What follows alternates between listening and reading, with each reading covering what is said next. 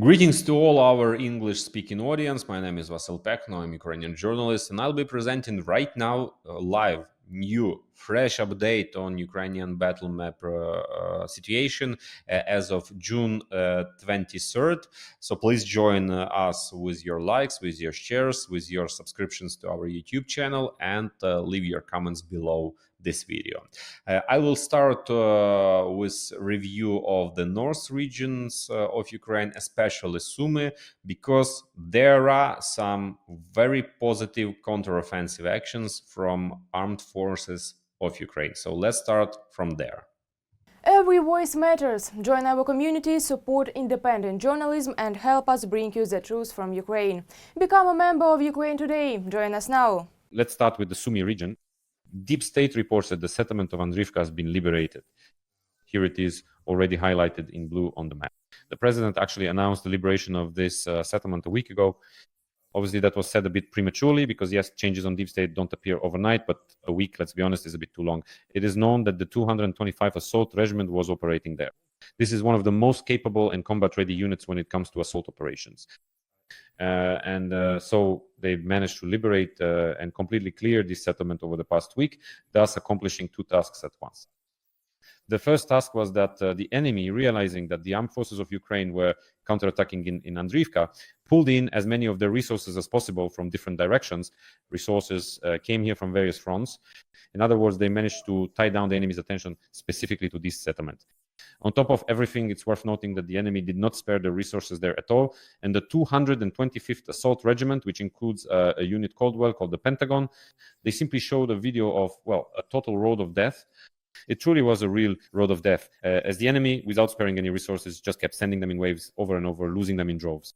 Of course, I can't show this video here while reviewing the battle map, but I will share it on my Telegram page. You can go there, friends, and watch this video right now in the morning after watching this review. Head over to my Telegram in the description of this video, right below here. If you expand for more detailed information, there is a direct link to my Telegram page. Or as you can see on the screen at Pykno News, that's how you'll find my personal blog, Pykno. And there you'll find a video from the 225th Assault Regiment, which really describes and shows well the fields of self-sacrifice by Russian troops in their attempt to capture the settlement of Andrifka, or rather, not so much to capture it, but to oppose our forces in this area with their seemingly endless resources. So the first function our soldiers performed here was to tie down enemy forces over the past week, thereby slowing the enemy's advance in other directions and at the same time preventing further movement of the enemy toward Kotyny and Pisarivka.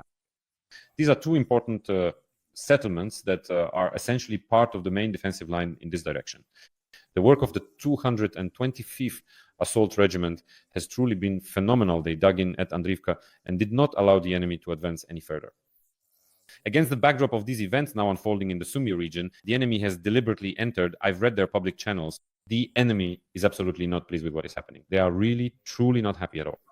Russian public channels are writing, actually confirming that they had to withdraw from Andrifka, as they put it. They were simply killed. They're not just forced to leave. The 155th Marine Brigade, infamous brigade of the Russian Federation, tried to regain their lost positions there over the past week, but they failed. In addition, the occupiers write in the original language that they are taking heavy losses, especially in Alekseyevka and Yablunivka. I will now read this in original language, as it sounds. In these two settlements as well, our troops continue to carry out counterattacks. Most of the counterattacks by the Ukrainian armed forces took place in Alekseyevka and Yablunivka, but we are also noting attempts by the Ukrainian armed forces to regain lost ground in Yunakivka. In Yunakivka, there are no changes so far, but now we are trying more to hold our positions than to advance further. This is what the occupiers are writing on their own channel. In reality, as of now, half of Yunakivka is actually occupied by the enemy, while the other half is in the gray zone to prevent further enemy advances. We can't say that it's under our control, but it is under our fire control. That's how things stand. And we also hear from the enemy that there is currently an attempt by us to regain the lost positions. In other words, the armed forces of Ukraine have launched a series of counterattacks in the Sumy region. In addition, enemy channels are also reporting about Myropylia. This is one of the areas that is not widely covered in the context of the events taking place.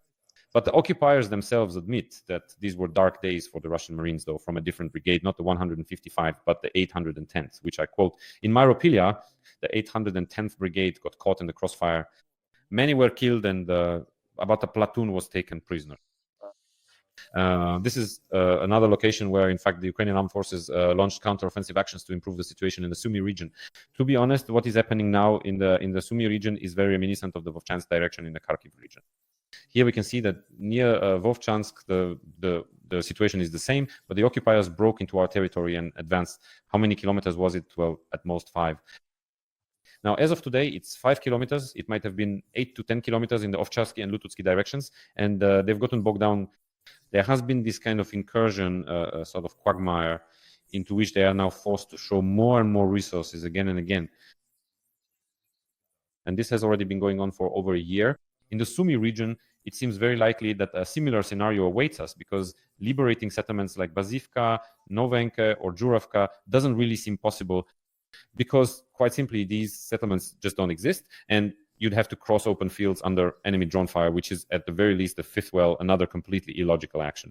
Here, it's necessary to use some kind of asymmetric means, but specifically for the settlements that are on the line of contact, the tactical positions need to be restored in Yunakivka, Alekseyevka, Counterattacks, and, well, Andriivka is already there. In other words, this line of defense, which in principle was supposed to be the first line to stop the enemy, is now being restored in some place. Unfortunately, it is being restored rather than having been held. In addition, the enemy is reporting, their hostile sources are writing about the Grushkovsky district, especially the settlement of Tiotkino, where operations by the armed forces are also ongoing. So here's what our enemy writes in the original language. They're sending the 1,427th to Tiotkino. Assume that's some regiment from Glushkovo along the railway to the sewage treatment facilities. But first, solve the drone problem. So many people have already been lost for nothing. This is what the occupiers are writing. In fact, as I've repeatedly said before, in Tiotkino, more correctly, Tiotkino, there is no need for our troops to occupy this settlement, to pass through here, or to cut off communications. It is enough to keep this region in an operational encirclement from 3 Cities, since the border is built this way. It is already in a triple encirclement, in fact, for more than 180 degrees, forcing the occupiers to defend themselves here. I have repeatedly said that the most logical action for the occupiers would be to withdraw to the river, essentially to the Siversky Donets River here, because the Siversky Donets flows in such a way that it would actually be possible to form a new defensive line along it. Here you can see how the Siversky Donets flows, and it would be quite easy to withdraw to it. But now, politics comes into play here. The Russians cannot withdraw from the areas of the Kursk region. That would be a huge scandal, a major problem. That's why Tiotkino is serving political purposes, where enemy troops are being burned through very intensively. How is all this happening? Through strikes by our drones and our aviation. Here's another instance where our aviation struck the enemy in the Grushkovo direction. Let's take a look at this footage, at these shots. It's very vivid, very impressive. This is the work of French-made guided ASM hammer bombs targeting yet another Russian position, specifically in Tiotkino. In addition, yesterday, the commander-in-chief of the armed forces of Ukraine, Alexander Stanislavovich Syrsky, also commented on Tiotkino, saying that fighting is ongoing in this area, that the armed forces of Ukraine continue, in fact, to strike at the enemy. According to Syrsky, about 90 square kilometers of territory are currently under our control in this very Klushkovsky district. Well, in addition, he also mentioned a few more things about him, saying that our group in the Sumy direction is commanded by Brigadier General Ole Apostol, who was recently appointed as the commander of the air assault forces, and according to Syrsky, is leading quite successfully. In addition, our actions in the Kursk region, specifically in the Grushkovsky district, have tied down part of the enemy forces that were planning to be redeployed to Pokrovsk. According to Syrsky, one of the brigades, and I quote, that was already moving towards the Pokrovsk direction was redirected back to the Kursk region. These are, in fact, the events that Syrsky is reporting about in the Kursk region. Of course, there are questions regarding the Kursk region and Sumy region. These questions are not so positive. They keep bringing us back to the issue of the defensive arrangements that were in place here. Honestly, I'm still upset about the fact that last week in Yunakivka, deep state analysts showed those photos where the so-called dragon's teeth or tetrahedrons meant to stop enemy armored breakthroughs were scattered around. Here, once again, I'm showing these photos. I showed them on Saturday. I'm showing them now because, well, I didn't know that for several months. As you can see, especially in the photo on the right, these engineering structures were just lying around there. And now, well, they're lost. They're lost. They didn't work for our defense. Money was spent on them, and they weren't deployed properly. And now the enemy has taken possession of them, which has actually worked against us threefold. And there are still a lot of questions here, in fact, about how the defenses were set up. In particular, I am convinced that these questions should be addressed to the leadership of the Sumy regional military administration, especially to their predecessors. You may recall that the previous leadership of the regional military administration, including the head Artyuk, was dismissed after the shelling, after the strikes on facilities in Sumy, after the poorly organized award ceremony for territorial defense fighters and missile strike, after many such issues. And to this day, we still haven't heard any answers to those questions. Just as we aren't hearing any answers now, namely, who is actually responsible for the fact that the tetrahedrons were delivered more than 4 months ago and still haven't been set up in Yunakivka, and thus haven't contributed to our defense. In reality, it's all a rather sad picture. Similarly, and just as sadly, we're talking about strikes and organization. Another unfortunate chapter unfolded for us in the south. Just yesterday, on June 22, a strike was carried out on the training ground of one of the mechanized units of the armed forces. This training ground is in the south, and according to the reports available, particularly from the Mykolaievsky Vanyuk community, it was the MIG-OR training ground located specifically in the Mykolaiv region.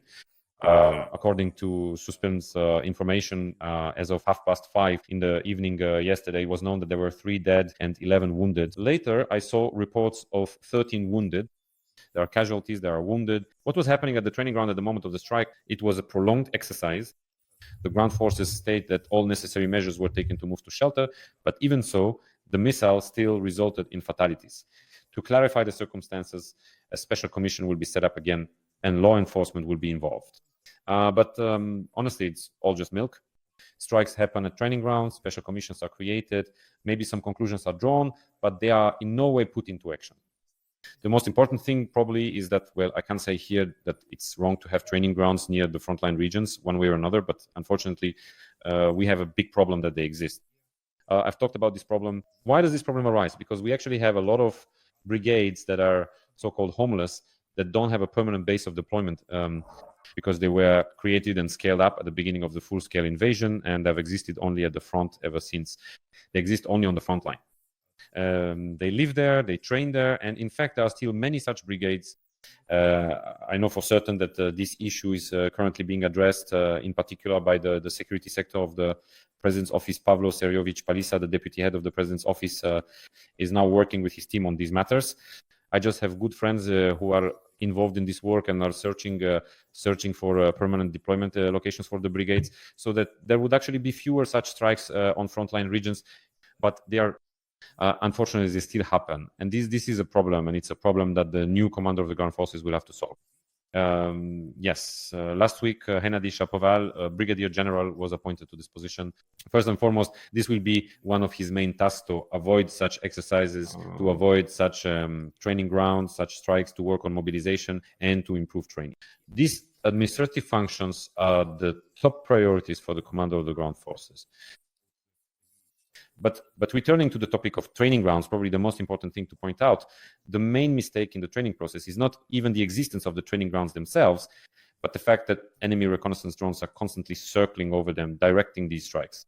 There should not be a single reconnaissance drone over the training grounds. This is the biggest problem. In other words, wherever people are training, there should be layered air defense systems in place to shoot down every enemy reconnaissance aircraft that approaches. But unfortunately, we still haven't managed to achieve this. Returning to last week's reports, and also regarding the south, according to statements from the spokesperson of the Southern Defense Forces about possible intensification of hostilities, specifically in the southern direction, it is worth noting that most likely this will not be the Kherson direction, but rather the Zaporizhia direction. And even then, it will be limited to movements along the line of contact tactical maneuvers in the Orikhiv and Huliaipol sectors. And even then, friends, they are currently being countered very swiftly. And effectively, I always emphasize this. You can check the archives. I've been saying this for a month now, that anything is possible and everything depends on ourselves. The defense forces, in particular our intelligence, which is actively operating behind enemy lines, are working to prevent active combat operations in the south. Even despite the fact that the southern grouping of the enemy's Dnipro military group is perhaps the largest on the front, it consists of 125,000 troops. They are responsible for the Zaporizhia and Kherson regions. This is a huge territory. So these 125,000 troops are not enough to perform 3 functions. The first function is holding the front line. The second function is securing the rear. And the third function is to advance. In reality, the enemy can only perform one of these tasks here. Essentially, that is maintaining the current active line of engagement, the front line. The enemy cannot fully perform the next two functions. There aren't enough forces to launch a proper offensive, and they can't even secure their rear, because lately our sabotage groups have been operating very actively in their rear area. Let me remind you of the events that have taken place over the past month, essentially since the 1st of June. Since the 1st of June, friends, we've had the following: Yunakivka near Melitopol sabotage operation, on the railway line between Rostov and Mariupol sabotage operation, and near Tokmak, enemy fuel trucks were set on fire, another act of sabotage. There were strikes on the Isthmus, on the bridge between Henikask and Jankoy on the Crimean Isthmuses. Basically near Shonhar there was a sabotage operation. An entire trainload of enemy equipment was destroyed. Do you remember those reports from the Southern Defense Forces 2 weeks ago about the destruction of 15 tanks and more than over 100 units of light armored vehicles? That was also in the south. The occupiers referred to these as episodes of the so-called rail war against the railway. Our saboteurs are fighting against the railway very, very effectively. And so, friends, yesterday there was another such episode near Molochansk. Molochansk is near Tokmak. Once again, almost like a carbon copy of what happened a month ago, enemy fuel trucks were destroyed. Let's watch the video. Here, it's clear that the 65th Brigade, the Security Service of Ukraine, the main intelligence directorate, and all the defense forces of the south were involved. There's a long list of units from Zaporizhia Operational Tactical Group and the Khortytsia Operational Tactical Group. In fact, the coordination of these events was taking place. The special unit of the main intelligence directorate, Kabul 9, the SBU special unit Alpha, and the State Special Communications Group Next, all of them successfully attacked this enemy freight train of Russian invaders and essentially burned the fuel tanks intended for the enemy army. Here is a frame from the video. So this is a joint operation by the 65th Mechanized Brigade and the Security Service. There are other video angles from the drones of the main intelligence directorate. So this is another complex operation aimed at destroying enemy logistics. Because without fuel, the equipment won't move. Without fuel, nothing will get done at all. You can't even drag an artillery piece without it. Obviously, by burning a single tanker like this, you won't completely deprive the enemy of fuel. But first and foremost, the main goal and function achieved by such a strike is that this fuel will burn. No one is going to put it out because it's simply impossible to extinguish fuel on this scale right now. Here are some more video angles from the main intelligence directorate, more footage. So it will keep burning maybe for a day or two. After that, everything will need to be cleared. The tracks will have to be cleared of these burned out tankers, and the tracks will need to be restored. All of this disrupts logistics for a certain period of time. What we can do in the south is to create obstacles for the enemy because, well, it's impossible to destroy the railway completely. Even if you blow it up, drop a bomb on it, whatever you do, and it literally takes just 1 or 2 days to lay a new railway logistics line nearby, especially since the Russians are very, very good at this. But carrying out such sabotage, constantly catching them, keeping the enemy corridor in the south under control, that's what needs to and will keep happening. And in fact, this will only happen more and more and more because the range of drones is increasing, and the enemy truly understands that logistically holding on to Zaporizhzhia isn't about an offensive in Zaporizhzhia. It's about maintaining control over this corridor. Look, those Russian commanders who led the Russian military group into this corridor actually committed a crime against their own army, because holding on to this entire location is impossible, especially with the development of long-range strike capabilities. If aviation is brought in here even a little more effectively, the enemy will simply be dying en masse in this area.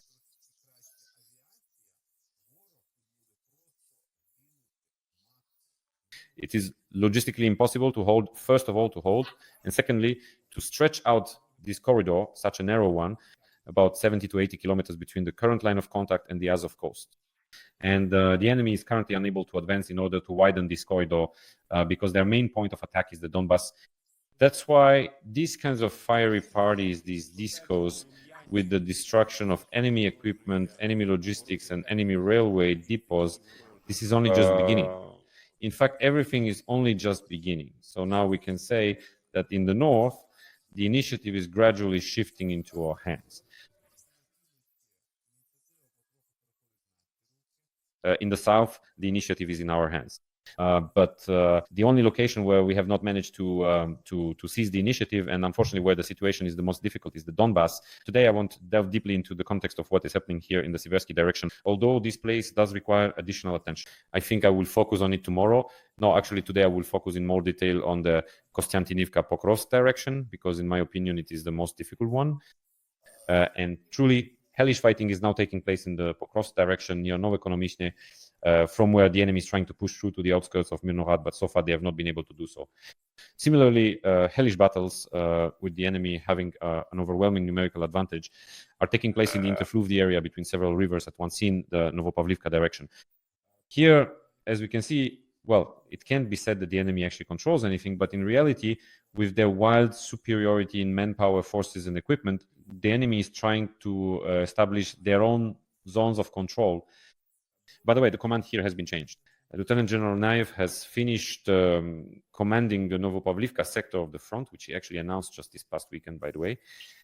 He said that from now on, actions or defense and possibly even future offensives in this direction will be carried out not by an operational tactical group, not by a group of troops or anything like that, but by a core. In other words, the core system continues to take shape. And by the way, Commander-in-Chief Syrski mentioned that he expects this process to be finalized by the end of the year. And so one of these core will be responsible for the defense in this sector. A defense that is, in fact, extremely difficult in this area along these lines. But in my personal opinion, the most difficult location right now is, and the most dangerous one in the long run, that is the area around Toretsk, because we can see that this pocket is currently being defended on a full 180 degrees, holding it from three sides. Logistics, of course, suffers because of this, since the occupiers also have long-range FPV drones with fiber optics that destroy movement along the limited supply routes. And in reality, the situation here is extremely difficult. It is especially difficult in Toretsk, where the enemy actually tried to advance west of the settlement, but was stopped here on the approaches to one of the local mines. The mine, which was called and is still called Saint Matrona, is located to the west of Toretsk. Here, the Russians were unable to gain a foothold in front of it and retreated. So now the area between the city of Toretsk, the mine, and Sherbinivka is essentially a large gray zone where the enemy cannot advance. But of course, we are not present there either. The situation is difficult in the area of Delivka and Dakhne, where unfortunately the enemy is making advances. The situation regarding the defense of Sherbinivka and Petrivka is, let's say, stable but difficult. We are holding our positions there.